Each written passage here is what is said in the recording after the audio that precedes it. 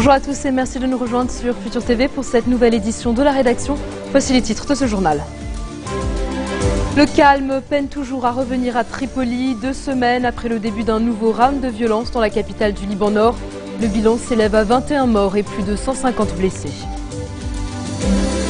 Michel Sleiman fixe au 31 mars la reprise du dialogue national au palais de Brabda, alors qu'au Grand Sérail, Tamam Salam prend officiellement ses fonctions de Premier ministre après le vote de confiance du Parlement. Malaysia Airlines, les recherches aériennes dans l'océan Indien n'ont rien donné pour l'instant. 13 jours après la disparition de l'avion, certains débris repérés sur des images satellites ont peut-être coulé. Et à suivre également dans ce journal, l'Union européenne et l'Ukraine signent le volet politique de leur accord d'association, pendant qu'à Moscou, Vladimir Poutine ratifie officiellement le traité de rattachement de la Crimée à la Russie. 2 semaines après le début d'un nouveau round de violence à Tripoli, le calme peine toujours à revenir dans la capitale du Liban Nord. Ce vendredi, les francs-tireurs sévissent toujours, bloquant la circulation sur l'autoroute internationale de Tripoli. Une patrouille de l'armée a par ailleurs été visée par l'explosion d'une bombe au niveau de la chambre de commerce et d'industrie de la ville. Aucune victime n'est à déplorer. 21 personnes ont été tuées et plus de 150 blessés dans ce énième round de violence qui a débuté jeudi dernier entre les quartiers rivaux de Jabal Mohsen et de Bab el-Tebene. C'est désormais officiel, le dialogue national va reprendre le 31 mars. Le palais présidentiel a envoyé les invitations ce vendredi aux différentes parties politiques libanaises. Objectif, poursuivre les discussions autour de la question de la stratégie de défense nationale. La dernière séance du dialogue national remonte au 20 septembre 2012. Et puis au lendemain du vote de confiance du Parlement, le Premier ministre a été officiellement accueilli au Grand Sérail, siège du gouvernement. Hier soir, 96 députés sur les 101 qui se sont rendus à la séance ont accordé leur confiance au cabinet de Tamam Salam, contre 4 et une abstention déjà annoncée, celle du député de la Jama'a Islamiyya Ahmad El-Hout. La confiance accordée par les blocs représentés au sein du gouvernement Salam a toutefois été assortie de réserves. Elle rappelle les principes fondamentaux que chacun s'acharne à défendre et dont la déclaration ministérielle n'a pas réussi à effacer les contradictions. 2 bergers, un Libanais et un Syrien ont été tués par des tirs syriens aux environs de Majd al-Anjar dans la Bekaa, c'est dans l'est du Liban. Les bergers s'étaient rendus dans les collines de Majd al-Anjar pour récupérer 5 moutons volés par l'armée syrienne. Une enquête a été ouverte. Et puis Georges Kamazian, un Libanais enlevé hier à Shlifa près de Baalbek, a été libéré peu après minuit, non loin de Taïbé. Une rançon de 12 000 $ a été versée au ravisseur qui avait contacté son frère pour lui demander une rançon de 50 000 $. Les enlèvements sont fréquents dans cette région du nord-est du Liban. À l'occasion de la fête des mères, Saad Hariri dit espérer que toutes les mères libanaises puissent d'ici l'année prochaine transmettre leur nationalité à leurs enfants. Dans un message posté sur Twitter, l'ancien Premier ministre a salué les mères tripolitaines, syriennes et les mères des martyrs, ainsi que les mères des soldats de l'armée libanaise qui sacrifient leurs enfants pour défendre le pays et sa sécurité.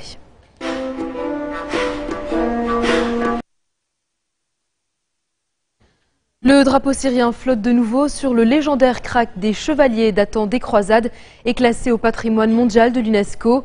2 ans après avoir été conquise par des insurgés en majorité islamistes, la citadelle a été reprise par l'armée régulière.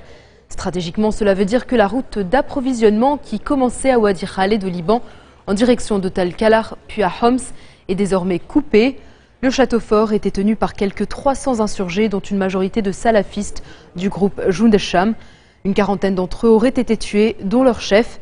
Une nouvelle défaite rebelle qui intervient quelques jours seulement après la reprise de Yabloud par l'armée syrienne et les combattants du Hezbollah.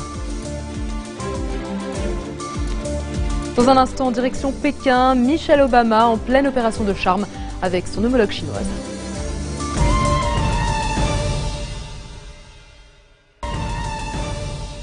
Retour sur le plateau de l'info de Futur TV, toujours pas de traces de l'avion Malaysia Airlines au terme d'une 2e journée de recherche au large de l'Australie. 13 jours après la disparition de l'appareil avec 239 personnes à son bord. Les recherches aériennes se poursuivent notamment dans l'océan Indien où des débris ont été repérés via satellite. d'une dimension significative, à savoir une vingtaine de mètres. Ces objets se trouvent à la dérive à 2500 km au large de la ville australienne de Perth, soit très loin du trajet qui était censé effectuer l'avion disparu. Mais il n'est pas impossible que les débris repérés aient coulé. S'il s'agit bien de parties du Boeing 777, les experts devront alors tenter de déterminer le lieu de sa chute pour ensuite se mettre à la recherche des boîtes noires qui vont continuer d'émettre des signaux pendant moins de 3 semaines. Mais dans cette zone, les fonds marins peuvent atteindre 4000 mètres de fond. Direction l'Afghanistan où 9 civils, dont 4 ressortissants étrangers, ont été tués dans l'attaque d'un grand hôtel du centre de Kaboul. L'hôtel Serena, cible du commando, est notamment fréquenté par des employés de l'ONU et des membres des délégations étrangères qui doivent superviser l'élection présidentielle afghane du mois prochain. Parmi eux, un ancien diplomate du Paraguay. L'attaque a été revendiquée par les talibans. Un journaliste de l'AFP compte aussi parmi les victimes. Sardar Ahmad a été tué avec sa femme et 2 de ses enfants. Il était un pilier de l'AFP Kaboul où il travaillait depuis 2003. Abdullah Gül n'approuve pas le blocage de Twitter en Turquie. Le chef de l'État a critiqué cette décision appliquée quelques heures après une virulente attaque du Premier ministre contre le réseau de microblogging. Recep Tayyip Erdogan a déclaré la guerre aux internautes, une mesure qui a suscité une avalanche de critiques contre la censure à une semaine des élections municipales. L'autorité gouvernementale des télécommunications est passée à l'acte en prenant prétexte de décision de justice. Mais ce qu'Erdogan reproche véritablement au réseau de microblogging, c'est d'alimenter la contestation depuis l'éclatement d'un scandale de corruption qui a touché de très près son gouvernement et ses proches. Le président turc a d'ailleurs une nouvelle fois pris publiquement ses distances avec son Premier ministre. Il s'est exprimé lui-même sur Twitter. En bref, dans le reste de l'actualité, vendredi sanglant en Irak, au moins 16 morts dans des fusillades ou attentats à travers le pays. Parmi les victimes, 10 soldats, une trentaine de personnes ont par ailleurs été blessées dans ces attaques qui surviennent un peu plus d'un mois avant les élections législatives prévues le 30 avril. Les autorités peinent à stopper la vague de violence que connaît l'Irak depuis un an, la pire depuis 2008, des violences qui ont déjà fait plus de 2000 morts en 2014. Un tunnel reliant Israël à la bande de Gaza a été découvert par l'armée israélienne. Selon Tsahal, il doit permettre de commettre des attaques terroristes contre son territoire. Mais la branche armée du Hamas, qui contrôle l'enclave palestinienne, en a minimisé l'importance, affirmant que cette galerie est ancienne et endommagée. En octobre dernier, Israël avait annoncé la suspension des livraisons de matériaux de construction à Gaza, à la suite de la découverte d'un tunnel similaire de 1,7 km de long. Nicolas Sarkozy contre-attaque et prend la parole pour la première fois au sujet des écoutes téléphoniques dont il a fait l'objet. Dans une tribune parue dans le Figaro, l'ancien président français fait allusion à la Stasi au sujet de ces écoutes. Les extraits ont révélé des propos tenus entre Sarkozy et son avocat, de nature à renforcer les soupçons de trafic d'influence. L'ex-président a été mis sur écoute dans le cadre d'un financement présumé de sa campagne présidentielle de 2007 par la Libye de Muammar Kadhafi. L'Union européenne et Kiev ont signé le volet politique de leur accord d'association, une première étape pour une adhésion de l'Ukraine, même si elle n'est pas encore d'actualité pour de nombreux dirigeants européens. Lors d'une cérémonie à Bruxelles, le Premier ministre ukrainien par intérim s'est réjoui de la suppression des droits de douane européens, une mesure qui doit donner une bouffée d'air aux entreprises ukrainiennes en leur donnant accès à un marché de 500 millions de consommateurs.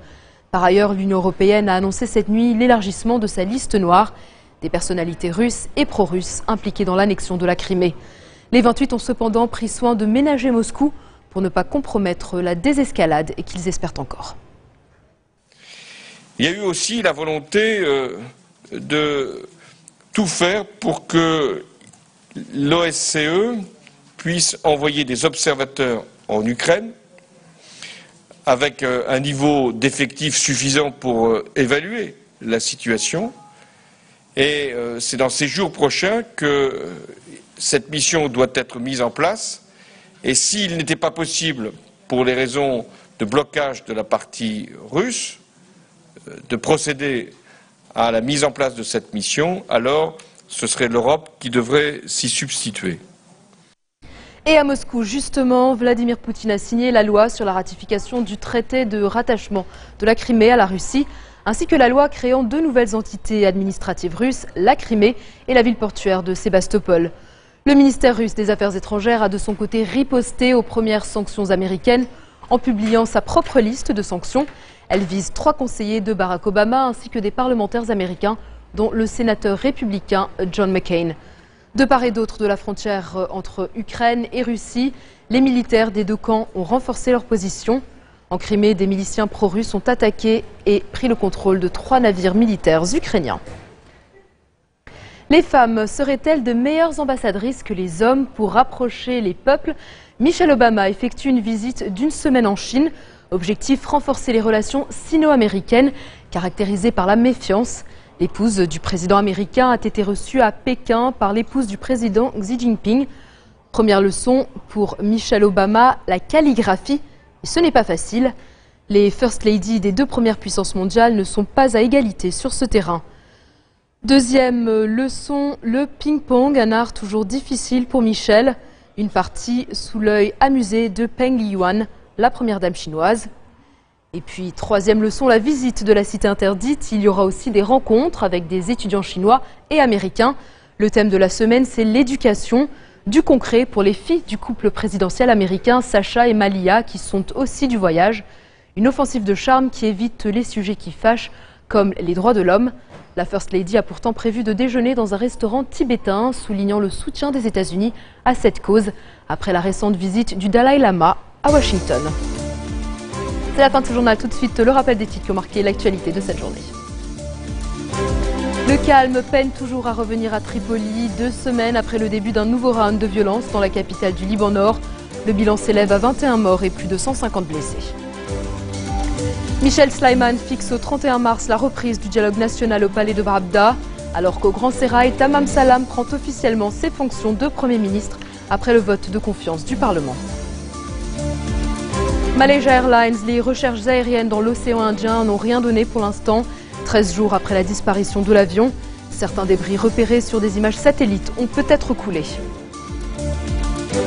Et puis l'Union européenne et l'Ukraine signent le volet politique de leur accord d'association, pendant qu'à Moscou, Vladimir Poutine ratifie officiellement le traité de rattachement de la Crimée à la Russie. Merci de votre attention. Retrouvez-nous tous les jours à 16h40 heure de Beyrouth. Vous pouvez également nous suivre en ligne sur notre site web ou en téléchargeant notre application mobile. Excellent week-end à toutes et à tous et très bonne fête des mères à toutes les mamans.